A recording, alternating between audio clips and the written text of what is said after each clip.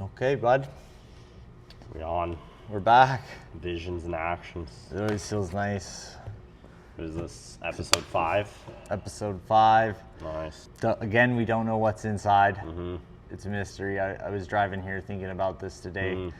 And I used to pull these words in the morning, and it was like a little meditation word, thought to focus your mind. And I always enjoyed the mystery of like what 3 words are going to come to you that day. Okay. I feel like this has taken its place. So, last week, health and wellness. What has been your biggest achievement in your relationships, network, and connections? That's an interesting one. That is, yeah. I feel like I have an immediate answer for it, but not something to say on camera. No? No. Okay. Your biggest achievement in your relationships, network, and connections. I've been lucky to know a lot of very interesting people. So it's hard to narrow in on just one. Like, my first reaction would be this Don guy Okay. that I know, Uncle Don.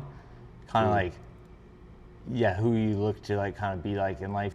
Realistic look of like someone that's doing what I'd like to be doing, helping people build stuff behind the scenes, and like figured out how to make his money along the way, right? Was in the steel industry, like stamping automobile parts, and like took like a gamble like back in like the 70s or 80s to like change the way it was like the ratio of sand that you use to like cast the steel. They found like a way more efficient way to do it, and it was a massive overhaul of like the entire manufacturing process to accommodate it. Okay. And he always just told me, he's like, you gotta put the right people in place, and you give them the chance, and like ask them if they know what are you sure, right? And then let's go. You got to take the risk. And after they did that, apparently, he's like, we were just printing money, right? Because we weren't afraid to innovate. Yeah, and that's just like, I guess, one person. So I guess like overall, like maybe mine is just the ability to have interesting relationships like that with a lot of people, right?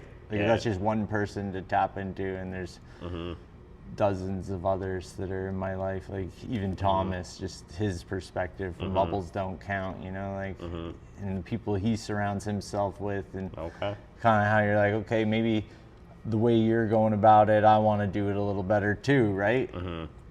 So yeah, that's how did I do this? Yeah. Just not being afraid to talk to people, and realizing everyone's human.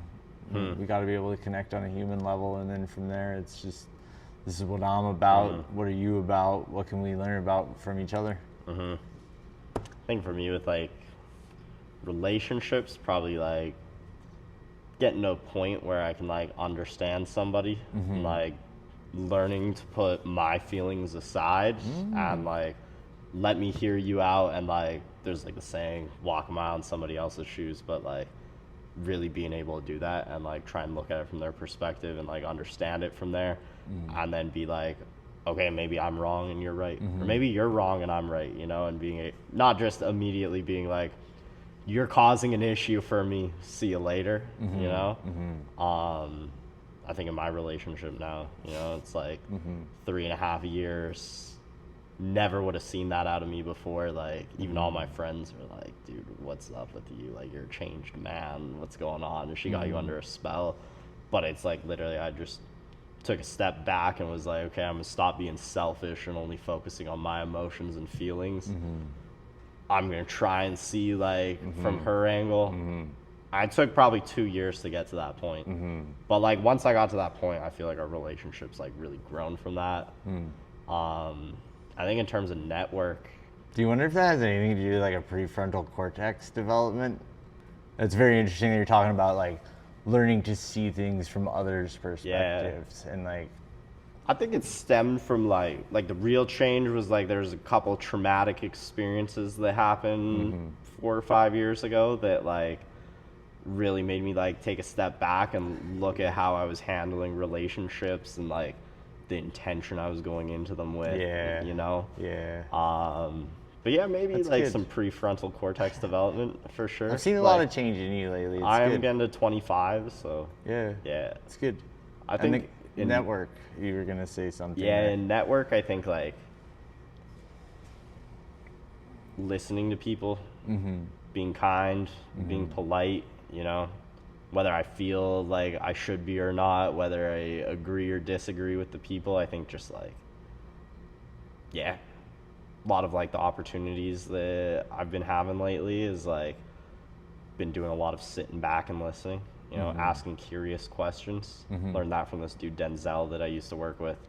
He was like best salesman that like I knew where I was working. I was like, what's your secret to it? And he's like, I'm just curious. Like, I don't even want to sell the people anything. I literally just want to like, you know, figure out why they're Figure here. them out. Yeah. Like, and then he was like, by the end of it, like you ask enough questions, like they're just going to tell you what they want. And like, then you don't even got to sell it to them. You're just like, here you go. You know, you've already narrowed it down. I think that could be a YouTube video. Yeah. The power of curious questions. Yeah. Right? That's Definitely, nice. I definitely. like that a lot. Yeah. Cool. But yeah. Anything else? I think just doing those three things, being kind, listening, asking questions, it's like really helped me like develop over the last year here. You know? I like that. Yeah. That's good. All right. It's solid. Visions and actions. Visions and actions. Tell us what yours are in the comments. Yeah.